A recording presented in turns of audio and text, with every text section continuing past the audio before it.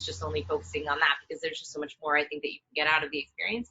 And then on the music side, we took the money that I raised and I put out my third album.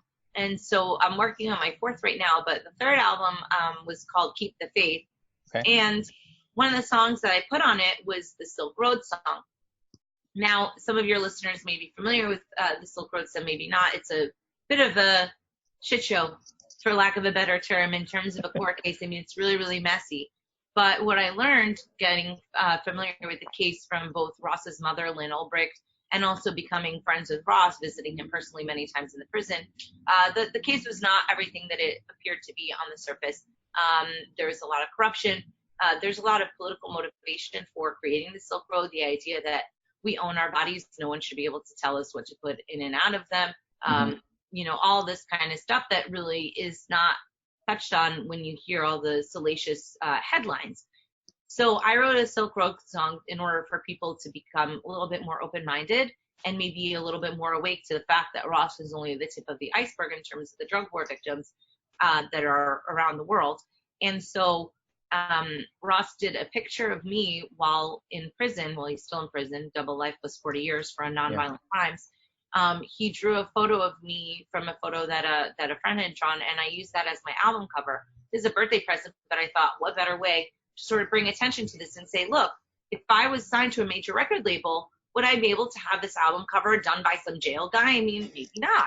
Maybe, and also, that's my prerogative as an artist. And while commercialism is important, you also need to kind of meet the needs of the fans. And I think that with an artist point, you can kind of bring the artists and the fans together and have that base layer secured. And then if you want to work with other aspects of the music industry, which you should, because you can't do it all yourself, right.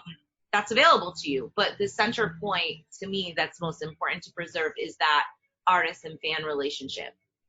And so that's what we worked on with the coin. The coin. Okay, excellent. Wow, this is the story here is quite fascinating on how this worked out. And obviously, you know, the Tatiana Coin, I'm guessing, has evolved from your initial conception to what's happening right now. So where do you see the future of the Tatiana Coin right now? Or is it going to be kept kind of where it's at and then you'll develop something else beyond that? Well, I mean, Tatiana Coin, in the way that I envision it, is very difficult to implement with today's legal framework. And also because we need the platform. You know, the platform is built. We're currently fundraising for it. So it's not exactly as easy as in 2017 when there was the big ICO boom. We were advised at the time, because we were going to do an ICO too, but our attorneys were like, not such a good idea. And, you know, when I think about Tatiana Coin, while I think of it right now as just like an artist collectible for my fans to support me, the vision is really to have that interaction, which is empowered by the platform. But also, if you eventually have a lot of different artists that are trying something like this out, I'd love to be able to open it up to a pool of investors. But the problem with investing in a single artist is the single artist's success is basically like 1 in a billion, right? Super difficult to pull off.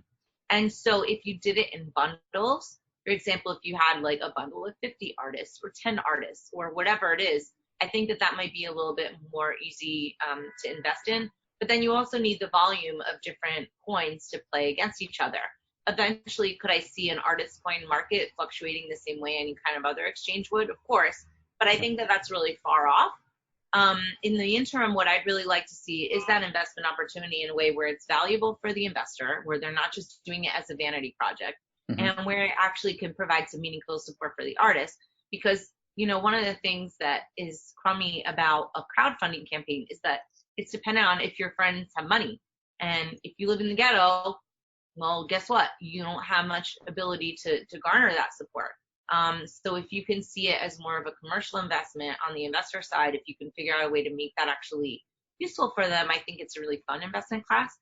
But I don't think that we're there yet. And also, you know, you have to be really careful with artists doing coins, because they could accidentally be a security, and then next thing you know, the SEC is knocking on your door, and you're like, I just want to make music, you know, and that's not really a good aesthetic for the crypto community. Right. But I do think that having more artists involved and having them understanding the benefit of this technology beyond just to themselves, but to humanity Mm-hmm. would be a really great way for that message to get out in an authentic way. Sure. Right now you have a lot of people talking about Bitcoin, but when you have an artist communicating an idea, you have an automatic relationship with your fans. It's really hard to replicate in just like your day to day. And so if we could leverage that trust that fans have, artists are great messengers for this. I say this all the time. Bitcoin is more rock and roll than rock and roll. I mean, it's really a big disruptor. So I hope that other people will take advantage of it. Yeah. So so there are a lot of musicians who do listen to this podcast. If they're interested in learning more, because obviously this is a newer kind of concept, and maybe they had not thought about this as a way to monetize their music, how do you recommend they get started and work with you on this? Sure. Well, I mean, they could go to token.fm and sign up there. I think that bar a funding of a program, it's really kind of early for people to be taking advantage of it because you can't get that full level of experience. That being said, we've done a token.fm like white label version, so artists can put it in on their back end, and so they can start accepting crypto for their work, setting different pricing, having different kinds of interactions with their fans that they weren't able to do before, and that's not dependent on the platform. Okay. So I think that the concept of a white label inversion of what we've been doing is something that we've been playing with a little bit more lately, because it doesn't really require the platform to be fully built out and having tons and tons of people on it in order to give value to the fans. Sure. So at the end of the day, the fan wants access to you, not to like 20 other people. Maybe they do, but you want them, show off the goods for you. Yeah, definitely. Okay, good. So, okay, also along this way, you have created Crypto Media Hub, and so what was that like creating it, and why did you choose to also start this agency? Sure. Well, I picked the name because it was pretty neutral, and I was in a bit of a pickle when I came up with the company. So I had been working with Bitcoin Magazine, and I was doing a tour around Australia and New Zealand. I was traveling with Andreas Antonopoulos and Pamela Morgan. We were creating this great video content. It was going to be so wonderful. And then they fired everybody because they were having a hard time closing the sale of Bitcoin Magazine from one party to another. And so they basically shut us down, and it was very sudden. And I was stranded in Australia, and I thought to myself, well, then I better find something new to do with my time. And so I basically created it as a media buying company. So I didn't know that this was a thing that exists because, I had a music business background. But what I noticed was when people were asking me for advertising options, we didn't always have the right the right things that they would really need in order to bring their product to market. For example, it would be like a company that we didn't work with that type of company. And so what I ended up doing was creating relationships with all the different media outlets in the crypto space, and then offering it to advertisers just as a service. Here, I'll help tell you how to spend your advertising money. And then I would get a small kickback from the media outlets because I was serving as outside sales.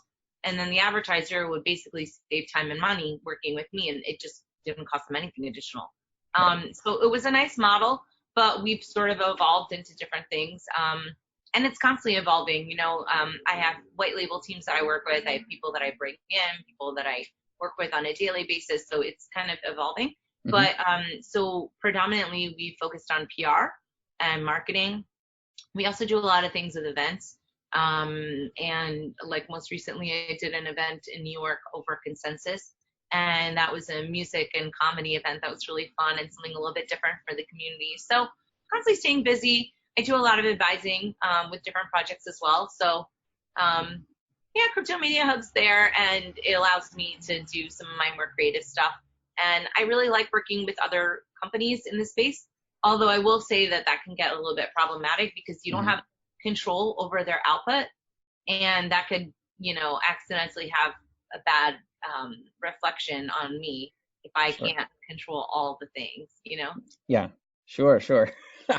So with what you're working on, I guess in a couple of different spaces, from the artist side and then also the advertising side, there is, obviously one of the big topics right now in this space is adoption and why more companies don't accept certain coins and when can it be more mainstream. In your experience, how do you see that road coming along more easily? Like, how do you see crypto adoption, or at least whatever however you want to define that, coming along so that artists and other organizations can actually take advantage of it and not feel like a foreign topic? I think we just need more time. I mean, people are definitely getting used to the concept of Bitcoin. People are getting used to the concept of blockchain. I think it's just a matter of time and messaging. You know, the more people that you have that speak like English and not just tech, I think that's always helpful. Sure. I love seeing more women getting involved in this space. I always say women are natural communicators and are oftentimes in charge of the household finances. Mm-hmm. So turning this a little bit from, I don't know, some people think it's a male-focused technology, but I don't. I think that there's a lot of opportunities for a lot of different people to get out there. So sharing those stories, I think, is really important. That's what I've kind of focused on a lot, is just kind of Bitcoin in real life. Mm-hmm. But it is going to take a while, and that's okay too. You know, it gives me more time to hodl. Definitely. All right. So with everything that you've done and experienced so far over your very interesting journey, what would you say has been the best advice that you've ever received? Buy Bitcoin. Duh. I mean, seriously, if I did that with take any kind of investment or thing that I'm like, oh, I should do this thing. No, all of the answers just go back to buy Bitcoin. Just send your money. I know that's sort of anti the message of my song, you know, use Bitcoin whenever you pay. No, Bitcoin whenever you save. I'm changing it around. No, I mean, I don't know. All joking aside, I don't know. I mean, there's a lot of things that I attribute to where I am today, and I think that grit is really important. You know, just being able to get back up and deal with it. Also feel your feelings. I think it's important to feel what you're feeling. Sometimes people, they try and suppress you, and I don't know why that is, but I don't care for it. I think it's good. You know, if you're feeling something, like my gut is usually right, and anytime I don't listen to my gut, I usually regret it. So I don't know. I mean, it's a balance as you get older in general, to be able to listen to yourself and then to also know when yourself is kind of talking you into the wrong direction. So I don't know. Not the best advice, but I'm going to stick with my original answer. Buy Bitcoin. I think that's fantastic advice. So actually, with your advice, since you're somebody who did get in earlier when the price was much cheaper, now let's say people who are just experiencing it, it's, you know, somewhere in the 8,000 mark. Is that, like, do you regularly try to, you know, buy in little bits at a time? If or how, I had any cash, I would spend it all on Bitcoin. That's all I care about. It's like, come on, it's like a golden, you know, pot at the end of the tunnel or whatever. That's what I want. I want the pot of gold, you know. I think, I mean, what else are you going to spend your money on? Jewelry? Clothes? You don't need those things. You've got like a couple t-shirts, you're fine. Just buy more Bitcoin. Eventually it'll be much better. Sure. Okay. Excellent. So if the listeners would like to get a hold of you, see more of your work, or potentially get in touch with you, where is the best place they can go to do that? Sure. There's a few different places. So TatianaShow.com is one of my podcasts. ProofOfLoveCast.com is the relationship podcast. It's been really a lot of fun. TatianaMoroz.com is where people can find all my music, and they can support me on there, and CryptoMediaHub.com. Plus, I'm on Twitter, Queen Tatiana, and I'm on YouTube and all the other places, Steam It and stuff like that. So come around, come say hi. Perfect. I'll put the links to those in the show notes so people can click right through. Great. So great. Awesome. Well, Tatiana, thank you so much. This has been absolutely a pleasure. Thanks so much. I enjoyed myself. Have a nice day. Bye. Thanks. Bye. You too.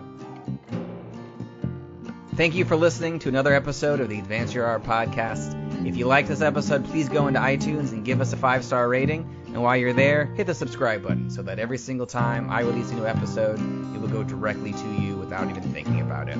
If you're interested in hearing older episodes, please go to advanceyourart.com, where you can find the catalog of everything I've done so far, as well as contact information and projects I'm working on. Thank you again, and have a great day.